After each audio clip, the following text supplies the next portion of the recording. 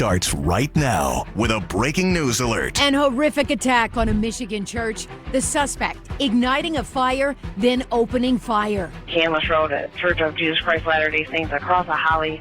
Active shooter on this location and the building's on fire. The death toll rising as first responders combed through the debris of the church. Survivors in shock. He pointed his gun at our car and fired 3 shots. 2 of them went through our windshield and just missed me. We were worshiping our Savior, Jesus Christ, and then this happens. But it's not shaking my faith.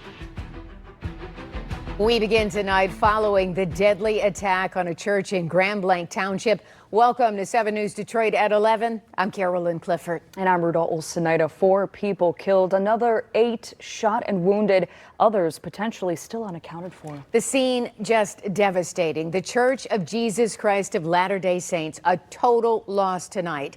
Investigators say the suspect set the blaze, inciting panic, then started shooting. And take a look, this photo showing the suspect's truck smashed into an exterior wall. Police shot and killed that suspect in the parking lot. Witnesses telling us he was still shooting at people outside the church. The suspect has been identified as 40-year-old Iraq War veteran Thomas Jacob Sanford. 7 News Detroit anchor Mike Duffy joining us live from the scene once again. And Mike, the church is still blocked off tonight as crews search the debris for the possibility of more victims being in there, which is just heartbreaking to think about. Mike? Carolyn, Ruda, it really is heartbreaking. Of course, the concern tonight is for the people who went to church and who have not come home. Investigators say there are some people still unaccounted for without saying a definite number to us. Here's what we know so far. 4 people were killed, 2 of them shot, 2 others found in the debris. Their cause of death not yet determined. 8 others were shot and wounded, 1 in critical condition tonight. The shooter shot and killed by officers at the scene. Suspected explosive devices found in his truck, but investigators say it's too soon to say if they were used in the attack. No word tonight on a possible motive or if the suspect had any ties to this church. Of course, we're going to be looking into that further. Now, we're bringing you Team 7 coverage tonight, hearing from those who were inside the church, the community, who's trying to make sense of all of this. We're also live at the suspect's home as investigators continue to look for answers on that property. We begin with 7 News Detroit reporter Tiara Braddock. And Tiara, police investigating several other bomb threats tonight, aren't they? Yeah, that's right, Mike. And they are investigating that, and they said those were not credible, but they want people to remain vigilant. So if you see something, say something. And I know that just adds to the already overwhelming sad day people are experiencing here, and also the months to come. This is something that this community will never forget.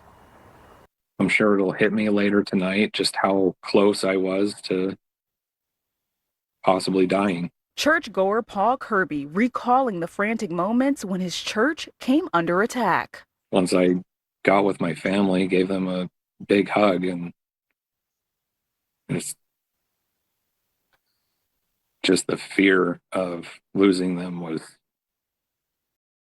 All indications on this investigation are the suspect used an accelerant of some sort, we believe gasoline, and lit the church on fire. And Chief Rennie also wanted to acknowledge the heroic actions of law enforcement and the members who were inside the church at the time of the shooting. They were shielding the children who were also present within the church, moving them to safety. Just hundreds of people just practicing their faith. Just extreme courage, brave, and that's the type of community that we are. Such an unfortunate situation, and as you heard the chief say, there were hundreds of people inside that church. Now, if you know someone who was unaccounted for, I want you to remember this number, 248-70. 2004 to 2008. 7 News Detroit reporter Darren Cunningham joining us live from Burton, where Sanford's home has been surrounded by investigators for hours. Darren, what is the latest there? Yes, Mike, a short time ago, 2 more pickup trucks with investigators showed up to the scene, joining several others, including the crime lab unit, which is in the driveway, Thomas Sanford's driveway. We are 8 miles from the church where the massacre occurred. Authorities are in the home searching for clues. Now, it's unclear at this point what, if anything, they've recovered. Prior to the home search, the bomb squad was out here at Sanford's home for several hours preparing to execute a search warrant this evening. Now, as you heard a moment ago, the ATF mentioned a suspected explosive devices found at the church, at his truck, that is, at the church, and how the suspect used an accelerant, possibly gasoline, to set the church on fire. So the bomb squad here took extra precaution at his home. They cleared the home, making sure it was safe for investigators to go in. In addition to Sanford's home, I understand there are potentially other structures on the property for authorities to go in. In addition to Sanford's home, I understand there are potentially other structures on the property for authorities. Cleared the home, making sure it was safe for investigators to go in.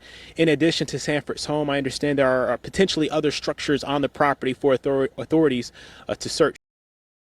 Took extra precaution at his home. They cleared the home, making sure it was safe for investigators to go in. In addition to Sanford's home, I understand there are potentially other structures on the property for authorities to search. Now, I spoke with residents about the suspect, Thomas Sanford.